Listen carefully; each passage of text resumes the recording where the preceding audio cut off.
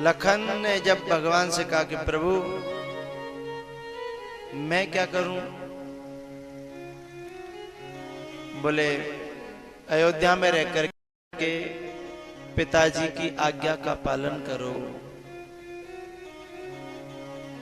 लखन ने कहा तो मैं तो जानता ही नहीं मेरा पिता कौन है। कितनी बड़ी बात कह दी।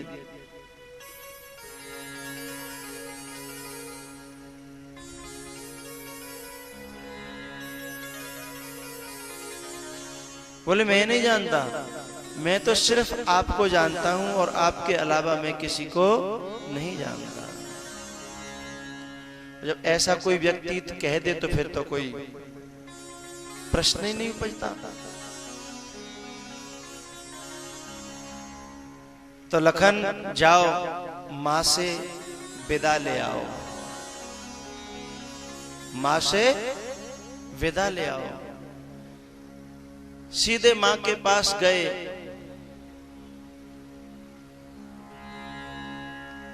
और मां सुमित्रा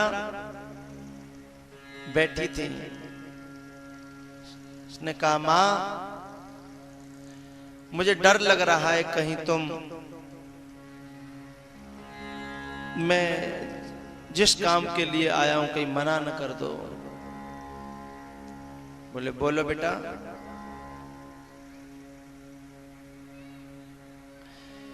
ऐसे ऐसे भगवान ने मुझे भेजा है कि मां से विदा ले आओ।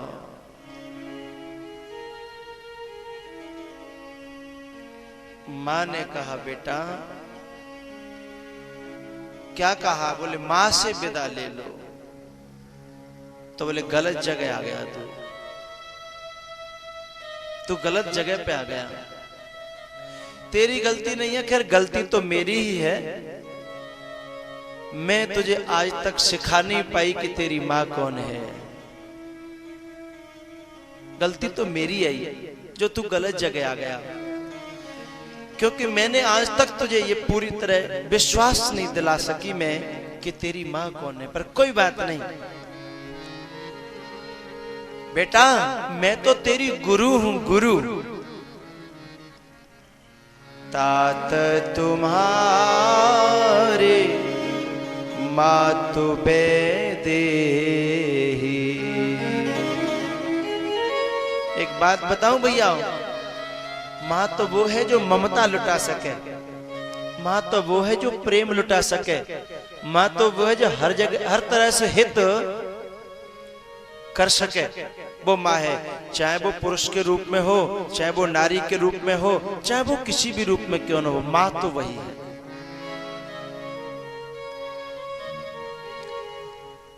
तात तुम्हारे मातु बेदेही। तू यहां लेने आया आज्ञा, चलो कोई बात नहीं, लेकिन आज समझ ले जब भी कोई बात पड़े तो तेरी मां वही है। ये तो देह की मां है, ये तो तेरी देह की मां है। और वो जो मां है ना, वो देह की नहीं है, वो वैदेही है, वो विदेह की। ये तो देह की है, शरीर की है। ये संसार के नातों में तुम कब तक जियोगे?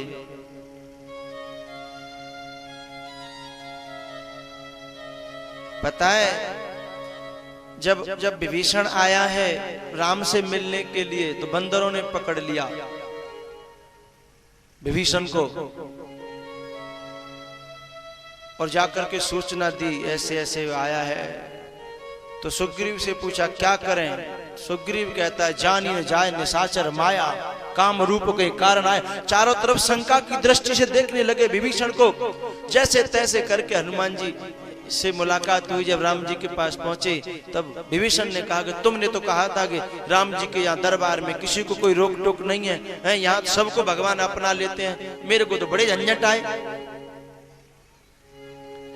हनुमान जी ने कहा तुमने परिचय गलत दे दिया भैया। मैं तुमसे वहां कह के आया था कि तुम मेरे भाई हो, जब तुम भी जानकी को माँ मानते हो और मेरी भी जानकी भी माँ है, तो हम दोनों भैया भैया हो गए। तो तुम्हें ये परिचय देना चाहिए था कि मैं हनुमान का भाई हूँ और मैं राम से मिलना चाहता हूँ। इन बंदरों में किसी की दम न थी कि तुमने तुम्हारी तरफ उंगली भी कर दे, लेकिन तुमने तो कही कि मैं दशानन का भाई हूँ। तुमने परिचय गलत दे दिया। हम हमेशा अपना परिचय संसारी लोगों से जुड़ करके देते हैं तो अध्यात्म मार्ग में रोक लग जाती है, परमात्मा से मिलने में रोक लग जाती है, अपने गुरु से मिलने में भी रोक लग जाती है। हम दुनिया के संबंधों का परिचय कब तक दोगे? आप अपने आध्यात्मिक संबंध बनाएं और उनका परिचय दें। विभीषण भैया, अब तुमने परिचय गलत दिया, और परिचय गलत ही नहीं दिया, तुम अंदर से ये इस संबंध को गलत संबंध को माने भी बैठे हो, इस गलत संबंध को माने भी बैठे हो। इसीलिए तो लंका में भक्ति सीता जी थी और लंका में विभीषण दर्शन न कर पाया, और हनुमान जी कहते हैं मैं यहां से सागर पार होते हुए तुम्हारी लंका में कितनी चौकसी, कितनी पहरेदारी, कितने झंझटों के बाद मैं सीता जी के दर्शन यहां से जाके कर आया और तुम वहीं से वहीं दर्शन न कर पाए। तो इस प्रपंच में, इस लंका में, इस प्रवृत्ति में रह कर के भी जो दर्शन न कर पाए, भक्ति तो हर जगह है, हर घर में, हर घट में, लेकिन हमारा संबंध अलग है। हमारा संबंध मोह से माने बैठे हम, और ये संबंध सिर्फ माने का है साहब। यदि तुम राम से संबंध मान लोगे तो फिर इस मोह की दम नहीं है कि तुम्हें जबरदस्ती अपना भैया बना सके। हम ही से महत्व दिए बैठे हैं, हम ही से अपना महत्व दिए बैठे हैं। आज सुमित्रा कहती है लखन बेटा, देह के नातों से छुड़ाना ही गुरु का काम है। मैं तो तेरी गुरु हूं, मां तो तेरी जान की है।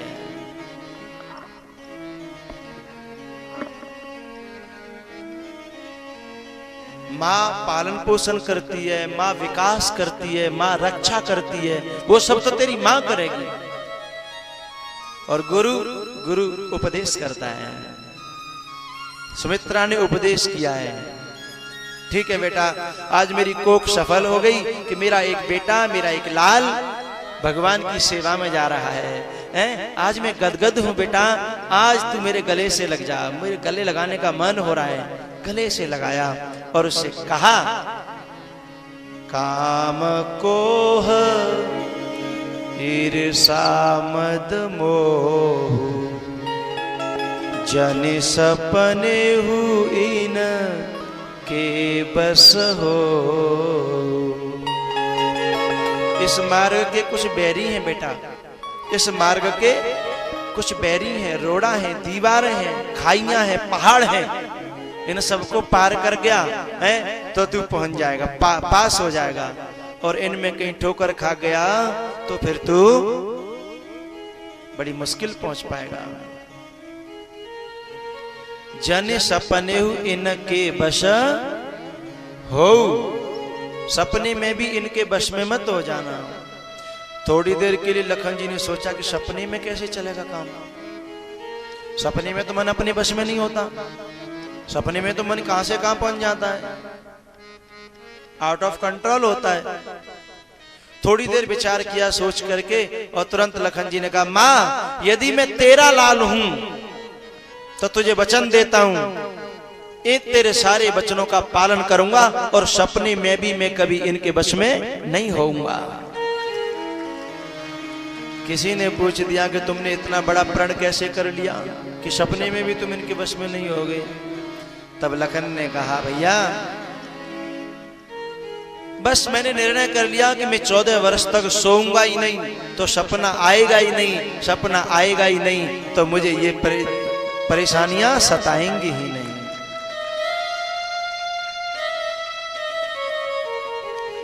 मां से चरणों में प्रणाम करके आज्ञा लिया, दौड़े सीधे राम जी के पास, हाथ जोड़ के खड़े हो गए।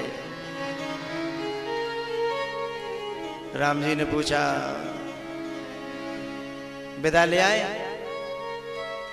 बोले नहीं ला पाया। राम जी तो चकित रह गए हैं। बोले माँ ने आज्ञा नहीं दी? बोले अभी माँ के पास पहुंचा ही नहीं। तो बोले कहां गए थे? बोले मैं तो ये जानकारी करने गया था कि मेरी माँ कहाँ है। अभी मैं माँ का परिचय जानने गया था, माँ की जानकारी करने गया था, माँ के बारे में मुझे जानना था। मुझे पता ही नहीं था मेरी माँ कौन है। आज मैं ये जान के आया हूं कि मेरी माँ कौन है। अब मैं विदा लूंगा। तब सीता जी के चरणों में लखन गिरे और कहा माँ अब आपकी क्या आज्ञा है? मेरे गुरुदेव ने बताया है कि आप मेरी माँ हो, अब आप बताओ मैं वो करूं।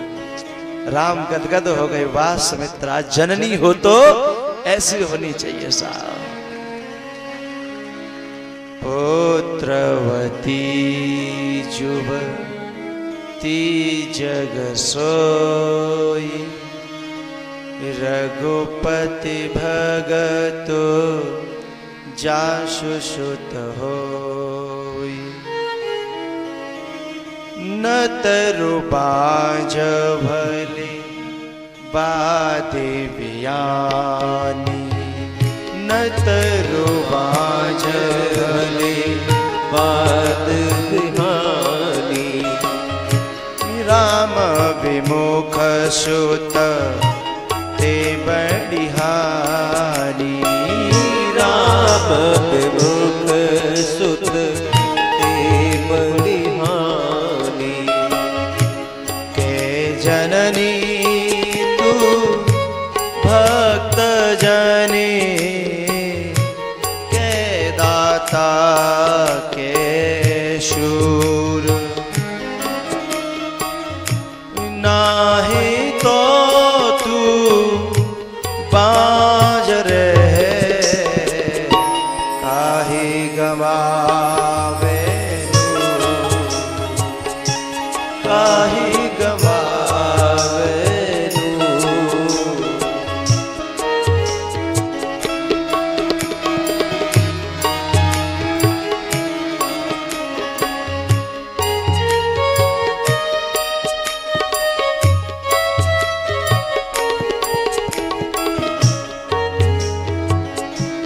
तापस वेश विशेष उदासी, 14 वर्ष राम बनवासी।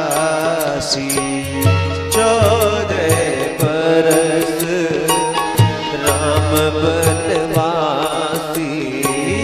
14 वर्ष राम बनवासी। 14 वर्ष राम बनवासी। तपस्वी का वेश धारण किया। तीनों प्राणी आज्ञा लेते और चलते और अयोध्या में हाहाकार हुआ साहब। सब रो रहे थे, कैकेयी को गालियां दे रहे थे कि डाहिन ने क्या ऐसा क्यों किया, क्या बिगाड़ा था इसका कौशल्या ने, इस राम ने, इस अयोध्या की जनता ने क्या बिगाड़ा था। अरे अरे इसे तो राम सबसे ज्यादा प्यार करते थे, लेकिन फिर भी क्योंकि कोई समझ न पाया कि रात रात में हो क्या गया साहब।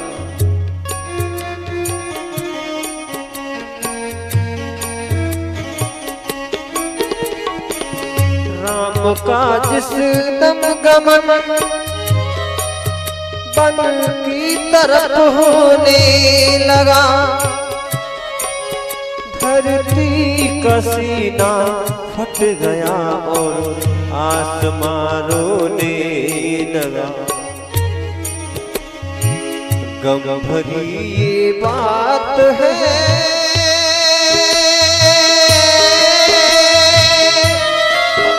हर एक गम से ने लगा, रो रो के सारा नगर फिर इस तरह कहने लगा। आज अवध के धाम गमों के बादल छा रहे, सीता लक्ष्मण राम तीनों बन पूज जा रहे। जाके कई ने जुल्म गुजारे, राम ने कारे, राम ने कारे। बिना राम के अबदपुरी हुए आज अंधियारे। तेने कियो नीच को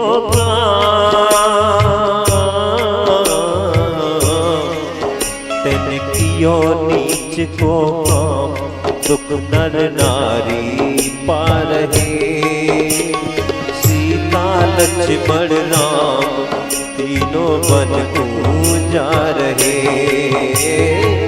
आज अवध के धाम गमों के बादल छा रहे। सीता लक्ष्मण राम तीनों बन जा रहे।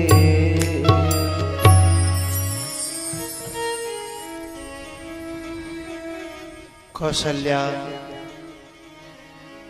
सुमित्रा, इन दोनों की दशा का वर्णन करना तो संभव ही नहीं है। ये हालत तो अयोध्या के सामान्य जनों की थी।